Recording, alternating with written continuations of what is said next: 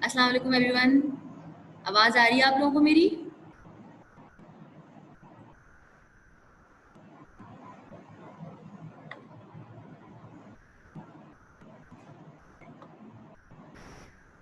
अच्छा, चले जी, very good. चले नेक्स्ट क्लास के अंदर आपको याद होगा हमने अपने रिएक्शंस जितने भी थे, सॉरी ब्रांचेस जितनी भी थी वो सब की सब ख़त्म कर ली थी। और आप लोगों से कहा था कि आज की क्लास के स्टार्ट में भी टेस्ट होगा आप लोगों का, ठीक है? तो भाई आप लोगों में से कुछ बच्चे ऐसे थे जिन्होंने मुझे सेंड कर दिए थे आंसर्स, लेकिन कुछ स्टूडेंट्स ऐसे थे जिन्होंने अभी भी आंसर्स मुझे सेंड नहीं किए हैं। तो क्यों नहीं किए भाई आप लोगों ने आंसर सेंड मुझे? टेस्ट सबने नहीं दिया था क्या?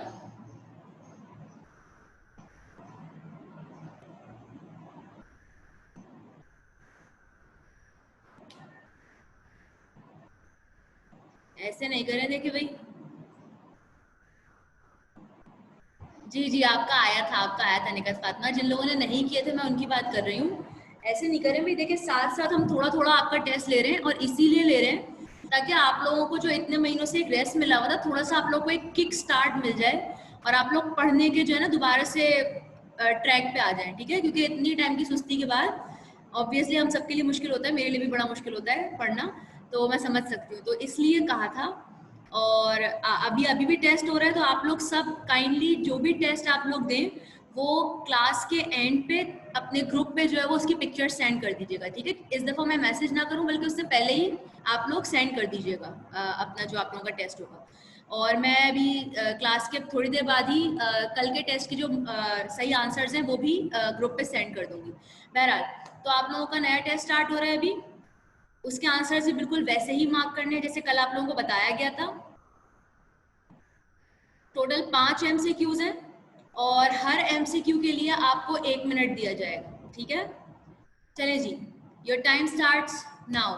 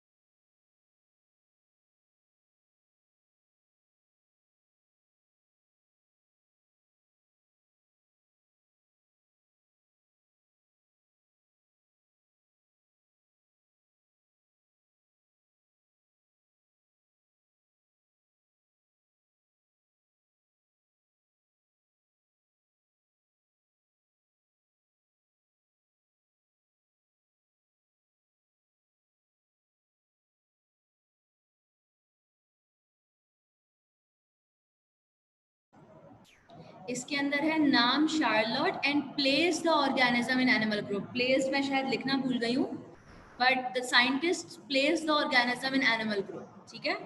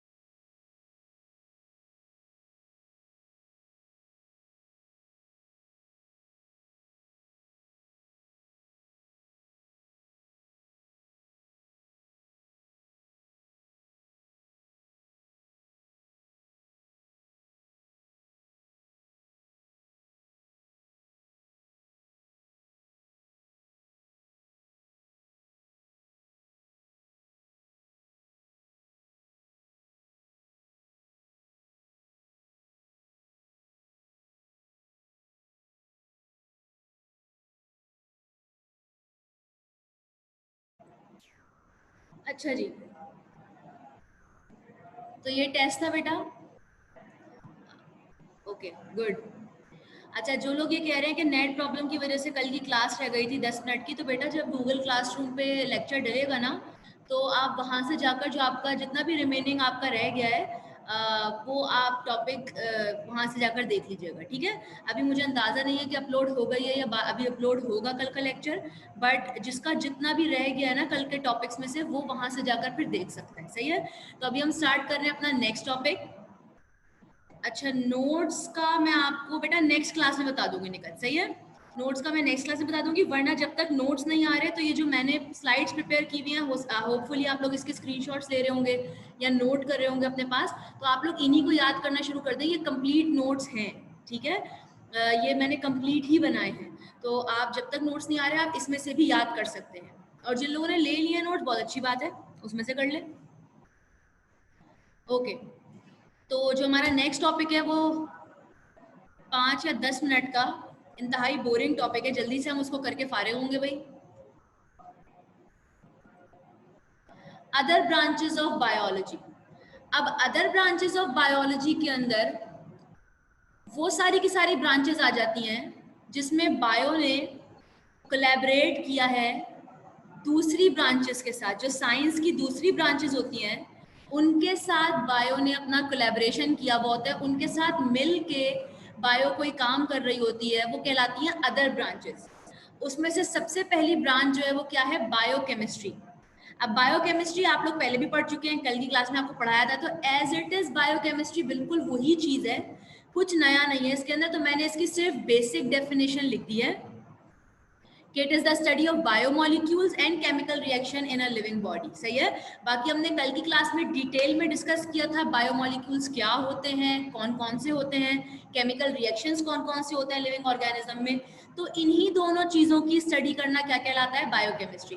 बेटा मेरे हैंडआउट्स नहीं है, ये फराज अहमद जो हैं, मेरे हैंडआउट्स नहीं है, लेकिन ये जो मैं पावर पॉइंट प्रेजेंटेशन आपके सामने दे रही हूँ यही मेरे नोट्स है। ठीक है, मैं इनको बैठ के बड़ी मेहनत से बनाती हूँ, तो अगर आप लोग ये भी याद कर लेते हैं और आप लोग एग्जाम में ये भी लिख लेते हैं तो ये कंप्लीट नोट्स हैं। ठीक है, वरना जो नोट्स बाय करना चाह रहा है यहाँ से और वो वैसे उनसे पढ़ना चाह रहा है वो भी सही है, कोई ऐसा मसला नहीं है। वो मेरे पर्सनल नहीं होंगे, वो एक दूसरे टीचर हैं, डॉक्टर दानिश क़य्यूम, उनके नोट्स हैं।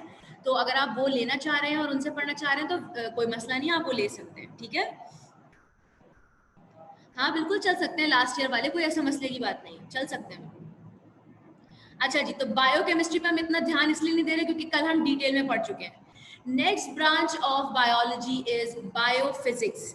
अब नाम से ही पता चल रहा है कि bio means life, bio means biology and physics means physics, तो it is a combination of biology and physics. ठीक है, अब इसकी डेफिनेशन क्या होती है? एक ऐसी ब्रांच जिसमें आप फिजिक्स की मशीनरी और फिजिक्स का डेटा यूज करते हैं अपनी जिंदगी के अंदर, यानी लिविंग ऑर्गेनिजम्स के वेलफेयर के लिए जो मशीनरी होती है, जो मशीन्स होती हैं, जो इक्विपमेंट्स होते हैं, वो यूज किए जाते हैं।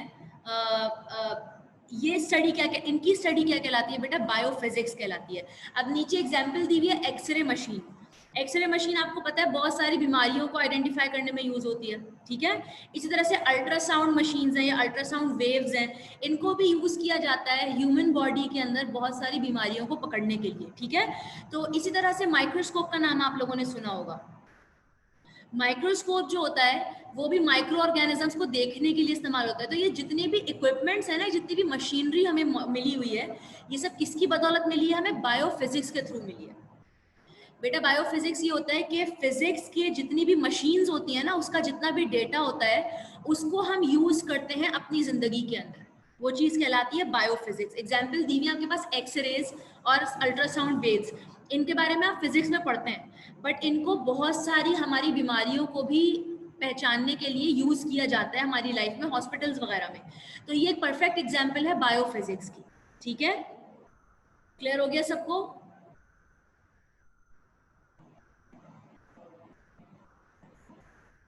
चलने में आगे। Okay, next branch is biometry.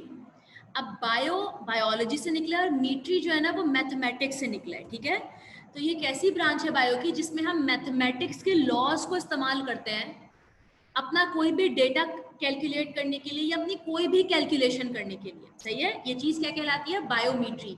Mathematics के लॉज को हम अपनी जिंदगियों में कोई भी कैलकुलेशन करने के लिए यूज कर रहे होते हैं, that is called biometry. Next one is behavioural biology. Behavioural का आपको मतलब पता है, बिहेवियर, ठीक है, रवैया। तो बिहेवियरल बायोलॉजी क्या है? It is the study of animal behaviour. Simple, animals का कैसा बिहेवियर होता है, वो किस मौके पे किस तरह से रिएक्ट करते हैं, वो कब क्या करते हैं, ये सारी चीजें क्या कहलाती हैं? बिहेवियरल बायोलॉजी कहलाती हैं। अब यहाँ पे एग्जाम्पल क्या है?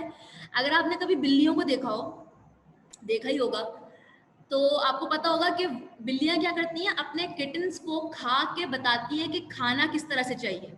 ठीक है बेटा, बिहेवियरल बायोलॉजी होती है डिफरेंट एनिमल्स के बिहेवियर को पढ़ना, वो कौन सी सिचुएशन में किस तरह से एक्ट करते हैं, किस तरह से बिहेव करते हैं। अगर आप उनके साथ उनको, आवाज आ रही है ना?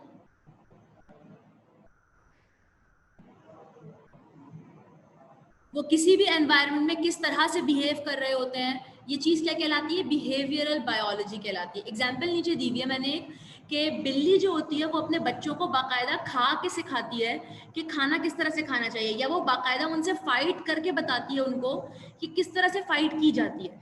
तो ये बिल्ली के अंदर नेचुरल बिहेवियर है, उस बिल्ली ने सीखा नहीं है किसी स्कूल से जाकर कि मुझे अपने बच्चों को कैसे सिखाना है खाना खिलाना, या मुझे अपने बच्चों को कैसे जंग करना सिखानी है। ये उसके अंदर नेचुरली फिट हुआ हुआ है, ये बिहेवियर उसके अंदर नेचुरली पाया जाता है। ठीक है, तो कोई भी ऐसा बिहेवियर जो एनिमल्स के अंदर नेचुरली पाया जाता है, उनकी स्टडी क्या कहलाती है बेटा? बिहेवियरल बायोलॉजी कहलाती है। क्लियर हो गई सबको बात?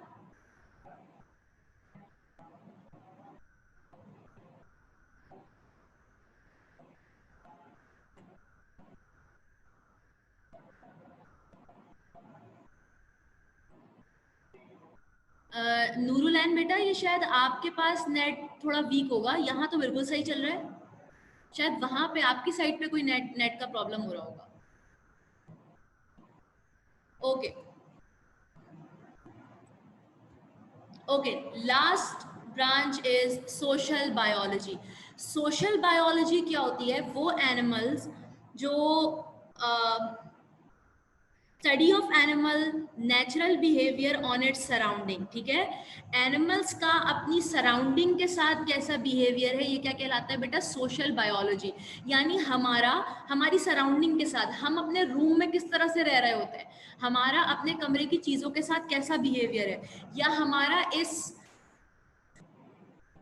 इस दुनिया में हमारा डिफरेंट चीज़ों के साथ कैसा बिहेवियर है, ये चीज़ क्या कहलाती है? Social biology. अब आप फॉर एग्जाम्पल देखें, नीचे एग्जाम्पल दी हुई है कि हम क्या करते हैं, जाकर जंगलात को काट देते हैं, फॉरेस्ट कट कर देते हैं, ठीक है। फॉरेस्ट कट करने की वजह से क्या होता है कि हमारे ऊपर उसका क्या असर पड़ता है? फिर सैलाब ज्यादा आते हैं, तूफान ज्यादा आते हैं। जब दरख्त नहीं होंगे तो एयर पॉल्यूशन ज्यादा हो जाएगा, ठीक है। तो हम असरअंदाज हो रहे हैं अपनी सराउंडिंग्स के ऊपर। ये इसकी स्टडी क्या कहलाती है बेटा? Social biology. जिस तरह से इंसान जो होते हैं वो जितना भी कचरा है वो अपना कहाँ फेंक देते हैं? पूरा समंदर के अंदर फेंक देते हैं, जिसकी वजह से जो हमारा पानी है वो कैसा हो रहा है बेटा? पॉल्यूटेड हो रहा है, उसके अंदर पॉल्यूशन बढ़ रहा है, ठीक है। तो ये चीज, इसकी स्टडी क्या कहलाती है बेटा? सोशल बायोलॉजी कहलाती है। सोशल बायोलॉजी ये है बेटा कि इंसान का अपनी सराउंडिंग के साथ कैसा बिहेवियर है, इंसान अपनी सराउंडिंग को कैसे ट्रीट कर रहा है। अच्छे से ट्रीट कर रहा है, सराउंडिंग का मतलब पता है ना, अपने इर्द गिर्द की चीजों को, ठीक है। हमारे इर्द गिर्द क्या मौजूद है? हमारे इर्द गिर्द हवा मौजूद है, हमारे इर्द गिर्द प्लांट्स मौजूद हैं, हमारे इर्द गिर्द सॉइल मौजूद है, वाटर मौजूद है, ठीक है। तो एनिमल्स का अपनी सराउंडिंग के साथ कैसा बिहेवियर है, ये चीज कहलाती है social biology.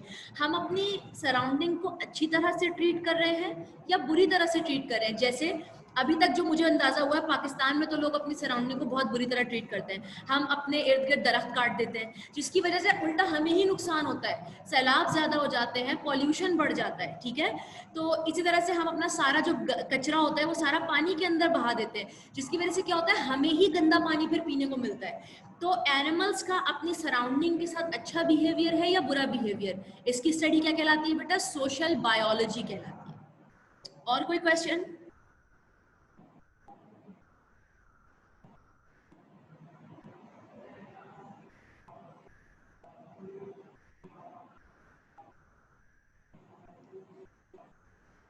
Okay fine. Now अभी तक हमने जितनी भी ब्रांचेस पढ़ी है बेटा, चाहे वो जो हमने कल पढ़ी थी, कल की क्लास में, या आज पढ़ी है, ये शॉर्ट क्वेश्चन आंसर्स में आती हैं। और इसमें आपको नोट लिखने होते हैं इनके ऊपर। होता है क्वेश्चन इस तरह से कि डिफाइन फॉलोइंग ब्रांचेस। अब उन ब्रांचेस के नाम लिखे हुए होते हैं, समटाइम्स चॉइस भी होती है कि define any two of the following branches, ठीक है। तो ये शॉर्ट क्वेश्चन आंसर्स में आते हैं। अब जो हम टॉपिक पढ़ रहे हैं वो लॉन्ग के लिहाज से आता है, ठीक है। लॉन्ग में अक्सर ये टॉपिक पूछ लिया जाता है। So the next topic is biological methods. क्या होते हैं बायोलॉजिकल मेथड्स? ऐसे मेथड्स जो किसी भी बायोलॉजिकल प्रॉब्लम को सॉल्व करने के लिए इस्तेमाल होते हैं, वो क्या कहलाते हैं? बायोलॉजिकल मेथड्स कहलाते हैं। आप सेम इसी तरह की एक चीज आप केमिस्ट्री में भी पढ़ेंगे, जिनको आप साइंटिफिक मेथड के नाम से पढ़ेंगे, ठीक है। बिल्कुल एग्जैक्ट यही चीज है, बस वो यूज हो रही है फिजिक्स और केमिस्ट्री में, तो उसको उन्होंने केमिकल और फिजिकल मेथड नहीं कहा, सीधा सीधा साइंटिफिक मेथड बोल दिया। जबकि बायो के अंदर सेम यही चीज है, बट ये बायोलॉजिकल मेथड कहलाती है, ठीक है। तो हेडिंग का डिफरेंस है, बट टॉपिक बिल्कुल सेम है। तो फॉर एग्जाम्पल आपके पास कोई नई बीमारी सामने आ गई और आपको उस बीमारी का हल निकालना है, उस बीमारी को सॉल्व करना है, तो वो कौन कौन से मेथड्स हैं जिनको इस्तेमाल करते हुए आप उस बीमारी से छुटकारा हासिल करेंगे?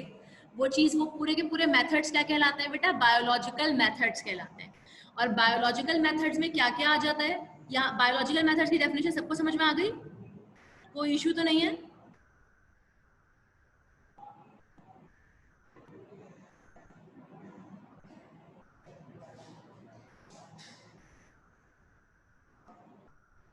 Okay fine.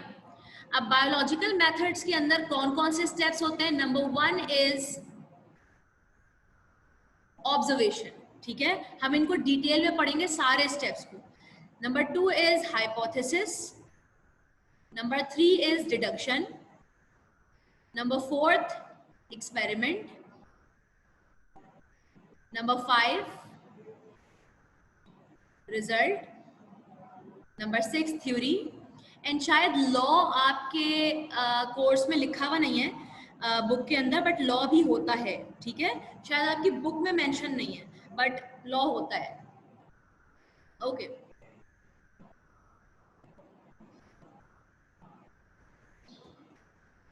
Now first heading is या फर्स्ट मेथड इज ऑब्जर्वेशन।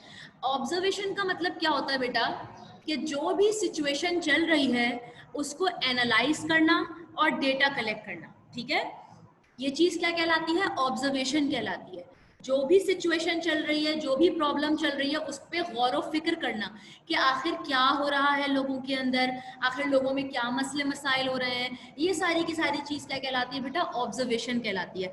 जिस तरह से आज जब कोरोना वायरस स्टार्ट हुआ था, तो उसके अंदर क्या हुआ था, साइंसदानों ने नोटिस ही किया था ना, एनालाइज किया था कि अच्छा जिनके अंदर कोरोना वायरस हो रहा है उनके अंदर क्या क्या बीमारियां आ रही हैं, उनके अंदर क्या क्या निशानियां उनको जाहिर हो रही है, फ्लू हो रहा है, फीवर हो रहा है, वो सारी की सारी चीजें होती हैं।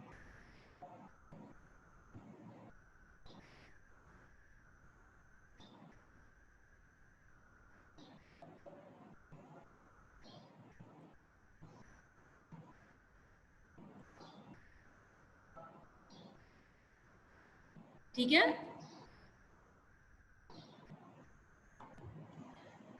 तो ऑब्जर्वेशन क्या होता है बेटा, असरा आपको कुछ पूछना है बेटा?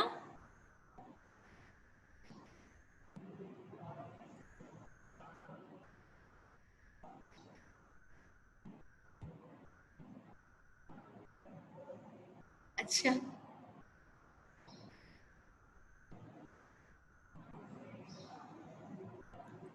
ओके, तो ऑब्जर्वेशन क्या होता है, किसी भी सिचुएशन को एनालाइज करना और डेटा को कलेक्ट करना, ऑब्जर्वेशन कहलाता है। अब यहाँ पे एग्जाम्पल दी हुई है, जब काफी सालों पहले मलेरिया नया नया आया था भाई मार्केट के अंदर, तो साइंसदानों को मलेरिया के बारे में कुछ पता नहीं था, क्या होता है, कैसे होता है, सारी चीजें नहीं पता थी, ठीक है। तो उस टाइम पर एक साइंटिस्ट था जो निकलकर सामने आया, उसका नाम था लेवरन, सही है, ये रहे भाई लेवरन, सही है। लेवरन साहब ने क्या किया था, उन्होंने डेटा कलेक्ट करना शुरू कर दिया था उन तमाम लोगों का जो मलेरिया से मर रहे थे। क्या कलेक्ट किया था, उनका ब्लड सैंपल, उनके खून निकालकर अपने पास जमा करना शुरू कर दिए थे। तो ये उनकी क्या थी, ऑब्जर्वेशन। उन्होंने ऑब्जर्व किया कि एक बीमारी चल रही है मलेरिया, जिसकी वजह से लोग मर रहे हैं बहुत ज्यादा, और उसके बाद उन्होंने क्या किया, उन्होंने डेटा कलेक्ट किया। उन्होंने क्या किया, जितने भी लोग मर रहे थे उनके ब्लड सैंपल्स जमा करना शुरू कर दिए, ठीक है। तो ये चीज क्या हो गई, उनकी ऑब्जर्वेशन हो गई। Is it clear? चले आगे। Okay, next step is hypothesis. अब हाइपोथेसिस क्या होता है, साइंटिस्ट जो होते हैं जब वो एक अपनी ऑब्जर्वेशन बना लेते हैं कि ये चीज ऐसे हो रही है, तो फिर क्या करते हैं, वो अपने पास से तुक्का लगाते हैं, जिसको आप क्या बोलते हैं, टेंटेटिव गैस या फिर इंटेलिजेंट गैस। अब इंटेलिजेंट क्यों बोल रहे हैं इसको, क्योंकि साइंसदानों का तुक्का है, सही है, तो इसलिए वो उसको क्या बोल रहे हैं, इंटेलिजेंट गैस। तो एक ऐसा तुक्का जो साइंसदान किसी भी चीज को ऑब्जर्व करने के बाद अपने पास से दिमाग से लगा लेते हैं, वो चीज क्या कहलाती है बेटा, हाइपोथेसिस कहलाती है। फॉर एग्जाम्पल, जब लेवरान ने ब्लड सैंपल्स कलेक्ट किए लोगों के, तो उसने क्या बोला, एकदम से उसने अपना एक तुक्का लगाया कि Plasmodium is the cause of malaria. उसको उन तमाम लोगों के खून में क्या मिला था, प्लाज्मोडियम, एक ऑर्गेनिज्म होता है प्लाज्मोडियम। तो उसने फौरन से सोचा, अपना दिमाग लगाया और एक तुक्का लगा लिया कि शायद Plasmodium is the cause of malaria. ये लेवरान की क्या हो गई बेटा, हाइपोथेसिस। इस तरह से लगाया था उसने तुक्का, फौरन से उसके दिमाग में ठा करके बात आ गई थी, और ये उसका क्या था बेटा, हाइपोथेसिस, इंटेलिजेंट गैस। अब जब साइंसदान अपना एक गैस लगा लेते हैं ना, उसके बाद वो क्या देते हैं, उसकी डिडक्शन। डिडक्शन क्या होती है? It is the logical explanation of hypothesis. आपने तुक्का तो लगा लिया, लेकिन साइंस की दुनिया में तुक्का काम नहीं करता। आपको उसकी लॉजिक देनी पड़ती है कि आप ये बात अगर कर रहे हैं तो क्यों कर रहे हैं, ठीक है? तो वो जो लॉजिकल एक्सप्लेनेशन होती है ना हाइपोथेसिस की, वो क्या कहलाती है? डिडक्शन कहलाती है। क्लियर हो रही है बात सबको?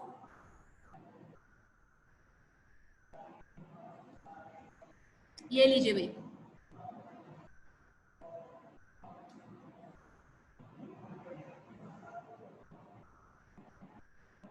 अच्छा जी,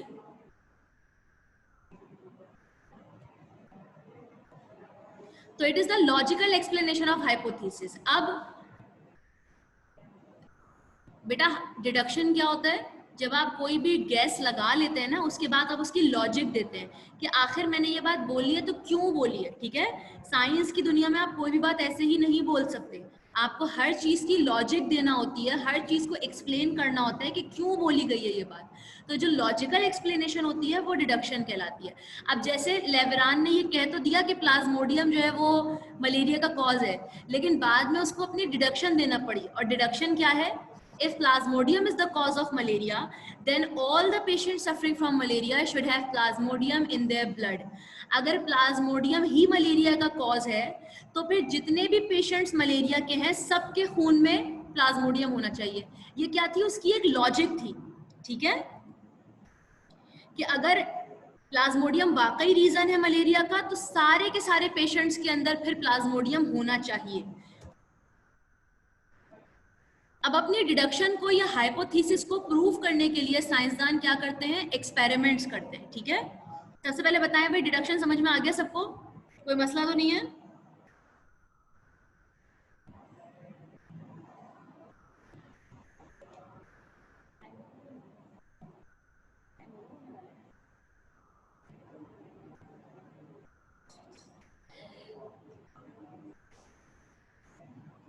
चले जी, ठीक है, वेरी गुड।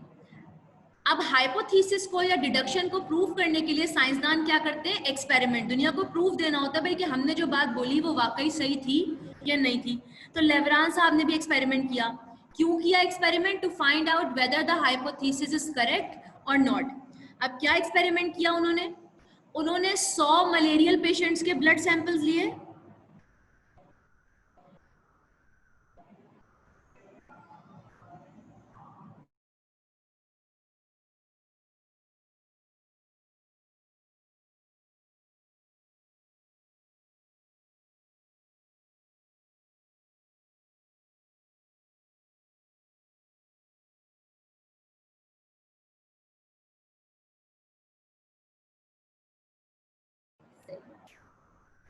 ओके, आ रही है, अब आ रही है आवाज? अच्छा, तो इन्होंने क्या किया बेटा? इन्होंने एक्सपेरिमेंट परफॉर्म किया। एक्सपेरिमेंट क्या था? इन्होंने 100 मलेरियल पेशेंट्स लिए जिनको मलेरिया था, और उनका ब्लड सैंपल इन्होंने अपने पास निकाल लिया। और साथ ही साथ इन्होंने 100 ऐसे लोगों का ब्लड लिया जो बिल्कुल नॉर्मल थे, जिनको मलेरिया नहीं हुआ हुआ था, ठीक है? तो 100 मलेरियल पेशेंट्स का ब्लड लिया और 100 नॉर्मल पीपल का इन्होंने ब्लड सैंपल लिया। अब इनको मिला क्या उसके अंदर? जितने भी मलेरियल पेशेंट्स थे उन सब के ब्लड के अंदर प्लाज्मोडियम मौजूद था। और जितने भी नॉर्मल पेशेंट्स थे, सॉरी पेशेंट्स तो नहीं थे वो, जितने भी नॉर्मल लोग थे उन सब का ब्लड जो था वो प्लाज्मोडियम से पाक था, ठीक है? तो ये उनका एक्सपेरिमेंट हो गया। 100 मलेरियल पेशेंट के अंदर प्लाज्मोडियम सबके अंदर था, और जितने भी 100 नॉर्मल लोग थे उनमें से किसी के भी ब्लड में प्लाज्मोडियम मौजूद नहीं था। तो जब एक्सपेरिमेंट हो जाता है, उसके बाद साइंसदान क्या देते हैं? अपना रिजल्ट, ठीक है? एक्सपेरिमेंट का एक रिजल्ट निकल कर आता है। रिजल्ट ये डिसाइड करता है कि जो हाइपोथेसिस बनी थी वो सही थी या नहीं थी। Result decides whether the hypothesis is correct और नॉट। तो अब आप लोग बताइए मुझे चैट में कि जो लेवरान साहब ने शुरू शुरू में अपनी हाइपोथेसिस बनाई थी कि Plasmodium is the cause of malaria, क्या वो सही थी या गलत थी? बताइए भाई सब चैट में।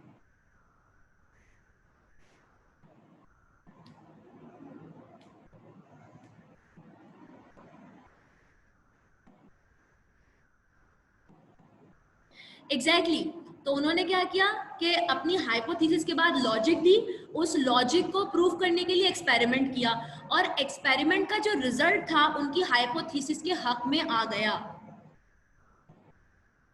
तो लेवरान साहब ने जो ऑब्जर्व किया वही मैंने यहाँ पर लिखी हुई है बात, जो आपको पहले भी बता दी है कि all the malarial patients had Plasmodium while the blood samples of normal people didn't have Plasmodium. अब जब एक बार आपकी हाइपोथेसिस सही साबित हो जाती है ना बेटा, तो वही हाइपोथेसिस क्या बन जाती है, थ्योरी बन जाती है। ठीक है, जो तुक्का था जब वो एक एक्सपेरिमेंट से गुजर कर सही साबित हो जाता है तो वो हाइपोथेसिस या वो तुक्का क्या बन जाता है, थ्योरी बन जाता है। क्लियर हो गई बात? सो फॉर एग्जाम्पल यहाँ पर डिफरेंट थ्योरीज की मैंने एग्जाम्पल दी हुई है। सेल थ्योरी है, सेल थ्योरी आप चैप्टर नंबर 2 के अंदर पढ़ेंगे, ठीक है, शुरू में ही पढ़ेंगे चैप्टर नंबर 2 में। और थ्योरी ऑफ एवोल्यूशन है जो आप चैप्टर नंबर 17 के अंदर पढ़ेंगे। ये दोनों क्या है, ये दोनों थ्योरीज हाइपोथेसिस थी, जब इनको एक एक्सपेरिमेंट से गुजारा गया तो ये सही साबित हुई, तो ये क्या बन गई, थ्योरी बन गई। समझ में आ गई सबको बात?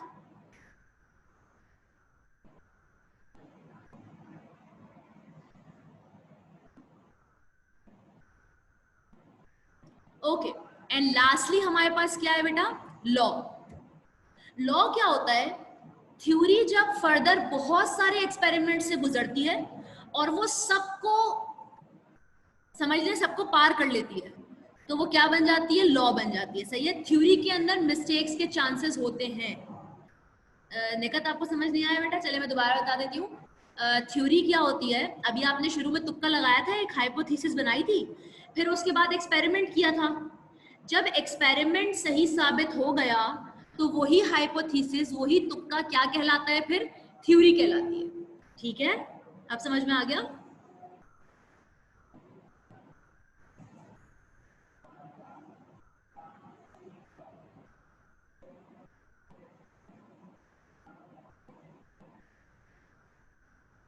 एग्जैक्टली उसको नाम मिल गया।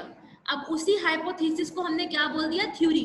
हाइपोथेसिस की कोई वैल्यू नहीं होती, वो तो सिर्फ एक तुक्का है ना, लेकिन थ्योरी की एक वैल्यू होती है कि यार हमने एक्सपेरिमेंट से गुजारा इसको और इसने एक्सपेरिमेंट को क्रॉस कर लिया, ये एक्सपेरिमेंट में सही साबित हो गई। ले भाई देख लें, इतने पीछे है, ये ले भाई।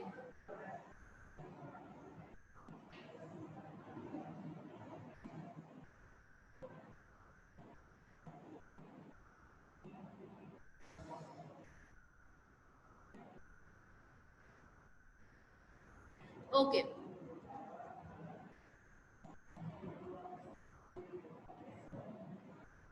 तो हमने थ्योरी को, हाइपोथेसिस को नाम दे दिया थ्योरी का। अब थ्योरी जो होती है वो समझ लें आप 70% सही होती है, लेकिन 100% सही नहीं होती, उसके अंदर फिर भी गलतियों के चांसेस हो सकते हैं। तो थ्योरी को फर्दर बहुत सारे एक्सपेरिमेंट से गुजारा जाता है, और जब वो सारे एक्सपेरिमेंट्स को कवर कर लेती है, सारे एक्सपेरिमेंट्स में सही साबित हो जाती है, तो फिर वो क्या बन जाती है बेटा, लॉ बन जाती है। ठीक है, theory when approved by a bunch of different experiments it becomes a law. For example chapter number 16 के अंदर आप पढ़ेंगे मेंडल्स लॉ ऑफ जेनेटिक्स। ठीक है, वो क्या है, 3 लॉज है मेंडल साहब के, और उनको नोबेल प्राइज मिला था इन लॉज पे। तो बड़ा जबरदस्त काम किया है मेंडल साहब ने जेनेटिक्स के ऊपर। तो उनके उन एक्सपेरिमेंट्स को, उनकी उस थ्योरी को बहुत सारे डिफरेंट एक्सपेरिमेंट से गुजारा गया, और सारे एक्सपेरिमेंट्स में उनकी थ्योरी सही साबित हुई, तो फाइनली फिर वो क्या बन गया बेटा, लॉ बन गया। लॉ के अंदर गलती के चांसेस नहीं होते, लॉ 100% सही होता है, जबकि थ्योरी के अंदर 20 to 30% गलतियों के चांसेस होते हैं। क्लियर हो गई सबको बात?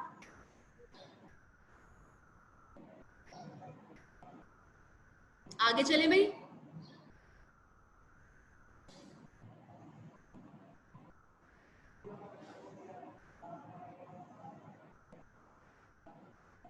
ओके, लॉ कुछ भी नहीं है बेटा, थ्योरी को आप मजीद 5, 6, 7, 8, 9, 10 एक्सपेरिमेंट से गुजारते हैं, तबीयत से रगड़ते हैं थ्योरी को। सही है, जब तक आपके अंदर शक की गुंजाइश बाकी नहीं रह जाती, सॉरी, जब तक आपके अंदर से शक खत्म नहीं हो जाता, सॉरी सॉरी, ठीक है। तो बहुत सारे एक्सपेरिमेंट से थ्योरी को हम गुजरवाते हैं ताकि उनके उसके अंदर कोई भी गलती का चांस बाकी ना रहे, और जब वो सारे एक्सपेरिमेंट्स के अंदर सही साबित हो जाती है तो फिर वही लॉ बन जाती है। लॉ के अंदर कोई गलती का चांस नहीं होता। ठीक है बेटा नूरुलैन? ओके।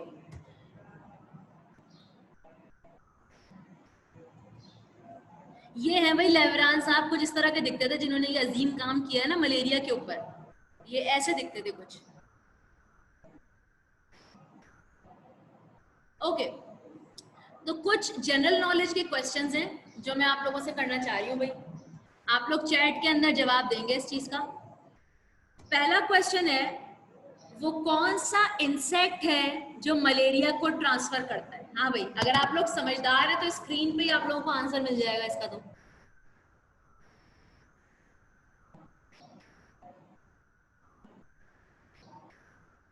वो कौन सा इंसेक्ट है जो मलेरिया को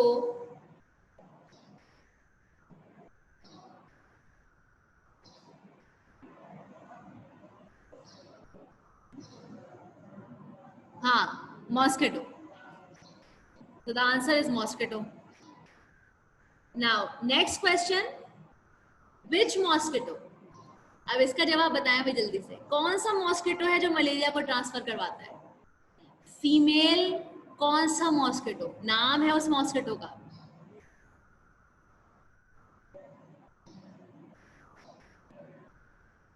उस मॉस्किटो का नाम बताएं। नेवला? नहीं, डेंगू तो खुद एक बीमारी है, डेंगू कोई मच्छर का नाम थोड़ी है। फीमेल कौन सा मॉस्किटो? नाम है मॉस्किटो का। हार मान ली भाई? Okay, so the name is female Anopheles mosquito. ठीक है, उस मॉस्किटो का नाम है female Anopheles mosquito. Next question, why only female mosquito? ये औरतें ही क्यों खून चूस रही हैं हमारा? ये हमारा औरतें ही क्यों ब्लड सक कर रही हैं? मेल मॉस्किटोज मलेरिया ट्रांसफर क्यों नहीं कर रहे? ये फीमेल्स ही क्यों कर रही हैं? ये झूठ है। सॉरी बेटा, जहां से हम लोगों ने छोड़ा था वहां से दोबारा कंटिन्यू कर रहे हैं, सही है। तो हम ये हमारे क्वेश्चंस चल रहे थे।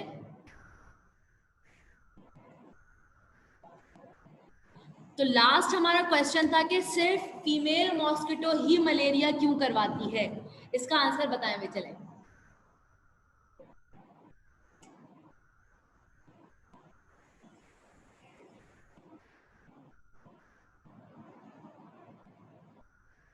आवाज आप लोगों को आ रही है? जहर होता है उनमें? मेल में नहीं होता।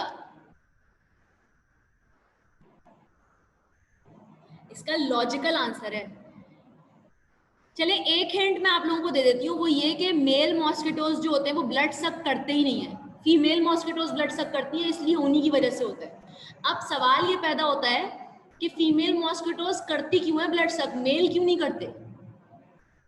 इसीलिए मैं कह रही थी ये औरतें ही क्यों खून चूस रही हैं। अच्छा, क्यों चाहिए होता है अकरा उन्हें ज्यादा ब्लड?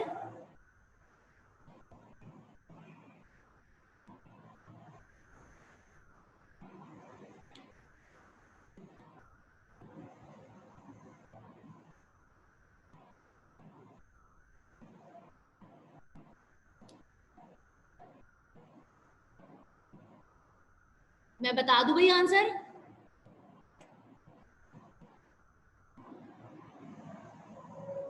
ओके, ज्यादा भूख लगती है उन्हें शायद। नहीं नहीं नहीं, okay, so the answer is क्योंकि फीमेल मॉस्किटोज जो होती हैं उनको एनिमल ब्लड की जरूरत होती है अपने एग्स की नॉर्मल प्रोडक्शन के लिए। उनके जो एग्स होते हैं ना, उनके नॉर्मल बनने के लिए एनिमल ब्लड चाहिए होता है। अब मेल्स के अंदर तो एग्स बनते नहीं है, फीमेल बॉडी में ही बनता है ना एग्स। तो इसीलिए फीमेल मॉस्किटोज ही सिर्फ ब्लड सक करती हैं, क्योंकि उनको एनिमल ब्लड चाहिए होता है अपने एग्स की नॉर्मल प्रोडक्शन के लिए। और जो मेल मॉस्किटोज होते हैं,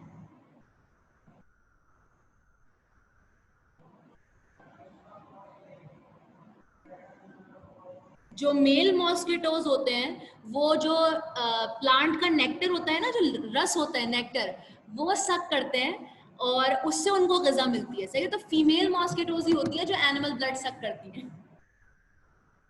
क्लियर हो गई सबको बात? ये मज़ाहिर अली कौन है भाई जो अभी आए हैं?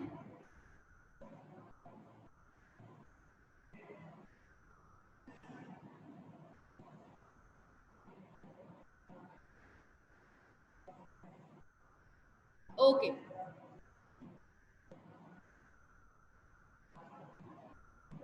अभी कितना टाइम हुआ है बेटा? क्या टाइम हो रहा है अभी? अच्छा, थोड़ी देर है अभी। चलें, तो एक छोटा सा टॉपिक हम जल्दी से पढ़ लेते हैं, हिस्ट्री ऑफ बायोलॉजी। अब हिस्ट्री ऑफ बायोलॉजी, सबसे पहले मैं आपको बता दूं, ये इस पूरे चैप्टर का सबसे बोरिंग टॉपिक है, ठीक है, और सबसे गंदा टॉपिक है, क्योंकि इसमें प्योर रट्टा है, इसमें समझने वाली कोई बात नहीं है, सिर्फ रट्टा है। तो हम इसको ज़रा जल्दी जल्दी करके आगे बढ़ेंगे। दूसरी चीज़, इसमें बेसिकली ये बताया गया है कि बायो के अंदर कौन से ऐसे 3 पीरियड्स गुजरे हैं जिसमें बायो में सबसे ज्यादा काम हुआ है, सही है, सबसे ज्यादा सिग्निफिकेंट काम जो हुआ है ना जिन 3 पीरियड्स में, वो हम पढ़ेंगे हिस्ट्री ऑफ बायोलॉजी में। तो वो कौन कौन से 3 पीरियड्स हैं? ग्रीक्स पीरियड है, मुस्लिम पीरियड है एंड मॉडर्न पीरियड है। सबसे पहले आया था ग्रीक्स का पीरियड, सही है, उन्होंने बड़ा काम किया इस पे, बायो पे। उसके बाद मुस्लिम पीरियड आया, मुस्लिम्स ने तो आकर धूम मचा दी, मतलब मौजे मौजे कर दिए उन्होंने बायो के। इतनी रिसर्चेज उन्होंने बायो को दी हैं, उन्होंने इतने काम दिए हैं बायो को जिसकी कोई हद नहीं।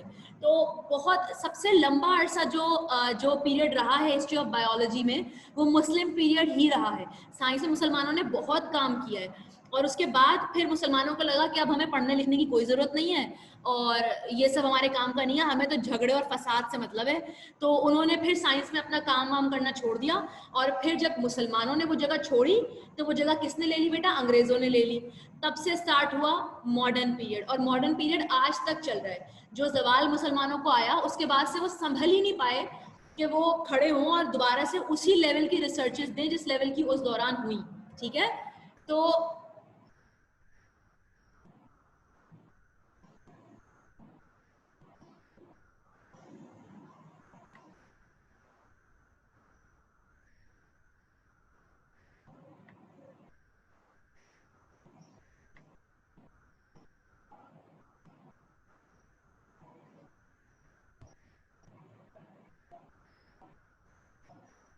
अच्छा जी,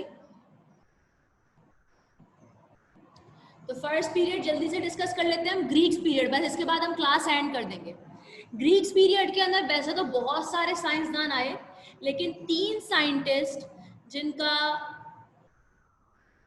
बहुत ज्यादा जिक्र किया गया है भाई आपकी बुक्स के अंदर, वो 3 है भाई।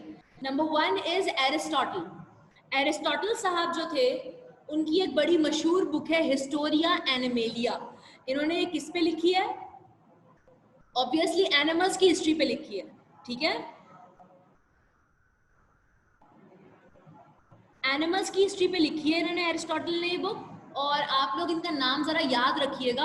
अभी हम हिस्ट्री ऑफ बायोलॉजी के बाद जो एक टॉपिक पढ़ने वाले हैं, ए बायोजेनेसिस एंड बायोजेनेसिस, उसके अंदर एरिस्टोटल साहब का बहुत इंपॉर्टेंट एक रोल है, ठीक है, तो याद रखिएगा, ये भूलने वाली चीज नहीं है। बहरहाल, तो एरिस्टोटल साहब का सबसे जो बड़ा काम था वो क्या था? इन्होंने बुक लिखी थी हिस्टोरिया एनिमेलिया। नेक्स्ट साइंटिस्ट है कैरोलस लीनियस। कौन है ये भाई? He is the founder of biological classification of organisms into 2 groups, that is genus and species. अब कैरोलस लीनियस जो है, आसान जबान में मैं आपको समझा दूं, he is the father of taxonomy. Taxonomy पढ़ी थी हमने, ऑर्गेनिजम्स को आइडेंटिफाई करना, उनको नाम देना, उनको क्लासिफाई करना डिफरेंट ग्रुप्स के अंदर, ठीक है। तो ये जो टेक्सोनॉमी की ब्रांच है, वो किसने पेश की थी? कैरोलस लीनियस ने ही पेश की थी। सबको क्लियर हो रही है बात?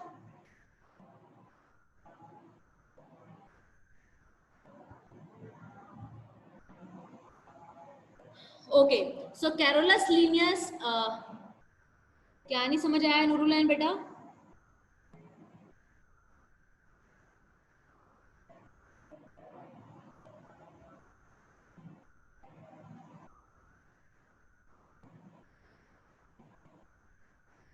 कोई क्वेश्चन है नूरुलैन?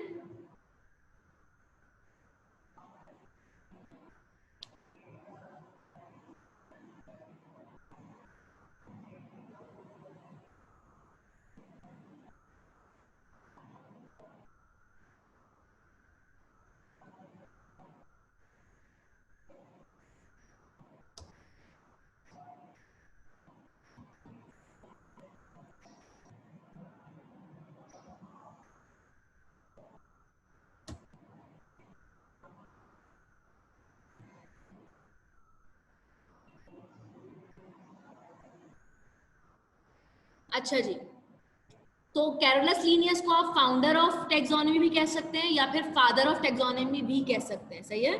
And the last scientist is फ्रेस्टस। इन्होंने क्या किया था भाई, इन्होंने प्लांट्स के अंदर सेक्स डिस्कवर्ड किया था, प्लांट्स के अंदर जेंडर बताए थे उन्होंने कि मेल प्लांट्स कौन से होते हैं, फीमेल प्लांट्स कौन से होते हैं, सही है। तो he discovered sex in plants, और उन्होंने तकरीबन 500 प्लांट्स के बारे में बताया था, इसलिए इन्हें फाउंडर ऑफ बॉटनी या फिर फादर ऑफ बॉटनी भी कहा जाता है, सही है। तो इज द फाउंडर और द फादर ऑफ बॉटनी। इन्होंने तकरीबन 500 प्लांट्स के जेंडर्स बताए थे, उनके सेक्स बताए थे कि कौन सा फीमेल है कौन सा मेल प्लांट है। क्लियर हो गई बात सबको, कोई प्रॉब्लम तो नहीं है?